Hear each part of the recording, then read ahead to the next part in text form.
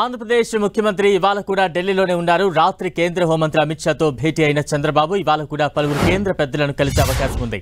మరోవైపు ఢిల్లీలో AP CM అధికారిక నివాసం మారింది. ఇప్పటి వరకు అశోక రోడ్డులో కొనసాగింది. ఇకపై జన్పద్ 1కి మారింది. దీంతో ఇవాళ చంద్రబాబు తన అధికారిక నివాసంలో పూజలు నిర్వహించనున్నారు. కేంద్ర పెద్దల అపాయింట్మెంట్ కుదిరితే వారితో భేటీ అవుతారు, లేదంటే విజయవాడకు బయలుదేరనున్నారు. ఇక నిన్న కేంద్ర హోంమంత్రి అమిత్ షాతో భేటీ అయిన చంద్రబాబు కేంద్ర బడ్జెట్లో ఏపీకి ప్రత్యేక సాయం చేయాలని కోరారు. ఆర్థిక సంక్షోభం నుంచి ఏపీ గట్టెక్కడానికి సాయం చేయాలని విన్నవించారు. విభజన చట్టంలో పేర్కొన్న అంశాలను వేగంగా పరిష్కరించడంతో పాటు అమరావతి, పోలవరం ప్రాజెక్టుల నిర్మాణానికి కేంద్రం ప్రత్యేక శ్రద్ధ చూపి నిధులు కేటాయించాలని విజ్ఞప్తి చేశారు. ఆంధ్రప్రదేశ్ పునర్నిర్మాణాన్ని దృష్టిలో ఉంచుకుని రాష్ట్ర ప్రజలు ఎన్డీఏ కూటమికి ఘన విజయం చేకూర్చినందున వారి ఆకాంక్షలు నెరవేర్చేలా బడ్జెట్లో కేటాయింపులు జరపాలని కోరారు. తాము కలిసికట్టుగా రాష్ట్ర ప్రజల ఆకాంక్షలు నెరవేరుస్తామని ముఖ్యమంత్రి చంద్రబాబు అమిత్ షాతో భేటీ అనంతరం ట్వీట్ చేశారు.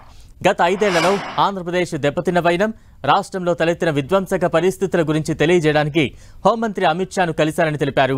ఇప్పటి వరకు విడుదల చేసిన 4 శ్వేతపత్రాల్లోని అంశాల గురించి చర్చించామన్నారు.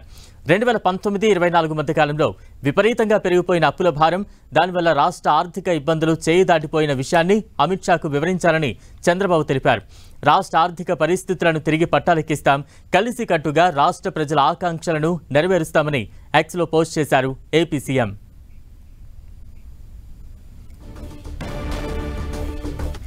చంద్రబాబు ఢిల్లీ పర్యటనకు సంబంధించి తాజా అప్డేట్స్ అందించేందుకు మా ప్రతినిధి గోపి సిద్ధంగా ఉన్నారు. గోపి,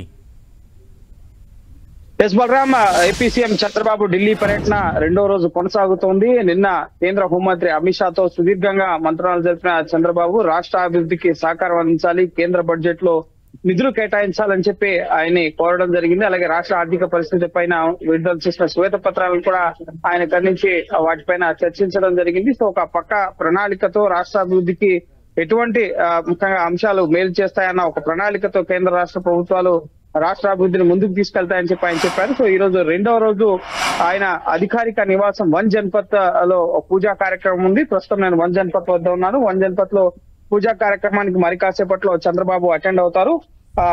ముఖ్యంగా ప్రతి రాష్ట్ర ముఖ్యమంత్రికి కూడా ఢిల్లీలో అధికారిక నివాసాన్ని కేంద్ర ప్రభుత్వం కేటాయిస్తుంది. అందులో భాగంగా గతంలో ఈ నివాసంలో వైఎస్ జగన్మోహన్ రెడ్డి ముఖ్యమంత్రిగా ఉన్నప్పుడు ఆయన ముఖ్యంగా అధికారిక నివాసంగా ఈ 1 జన్పత్ ఉంది. అంతకుముందు ఏపీ ముఖ్యమంత్రిగా చంద్రబాబు ఉన్నప్పుడు కూడా ఇదే నివాసం ఆయన ఉండేవారు. సో ఇప్పుడు పూజా కార్యక్రమాలు ప్రస్తుతం లోపల ప్రారంభం కాబోతున్నాయి. మరి కాసేపట్లోనే చంద్రబాబు ఇక్కడికి చేరుకోబోతున్నారు. ఈ అధికారిక నివాసం నుంచే ఢిల్లీలో కార్యకలాపాలు అనేవి నిర్వహించబోతున్నారు. ప్రస్తుతం ఇప్పటి వరకు ముఖ్యమంత్రి అయిన తర్వాత 2 సార్లు ఢిల్లీ వచ్చినా కూడా అశోక రోడ్ 50 గతంలో గల్లా జయదేవ్ ఎంపీ గా ఉండేవారు. సో ఆయన కేటాయించిన నివాసంలోనే ప్రస్తుతం ఆయన అధికారిక కార్యకలాపాలన్నీ కూడా ఢిల్లీ వేదికగా ఆయన నిర్వహిస్తున్నారు. సో ప్రస్తుతం ఈ 1 జన్పత్ భవనం సిద్ధమైంది కాబట్టి సో ఇక్కడ పూజా కార్యక్రమాలు ఈ రోజు తొలి ఏకాదశి, సో మంచి రోజు. సో అందులో భాగంగానే పూజా కార్యక్రమాలు నిర్వహించి ఇక తదుపరి ఇక్కడ కార్యక్రమాలు పూర్తయిన తర్వాత ఆయన ఇక్కడి నుంచి ముఖ్యంగా విజయవాడ బయలుదేరి రాబోతున్నారు. సో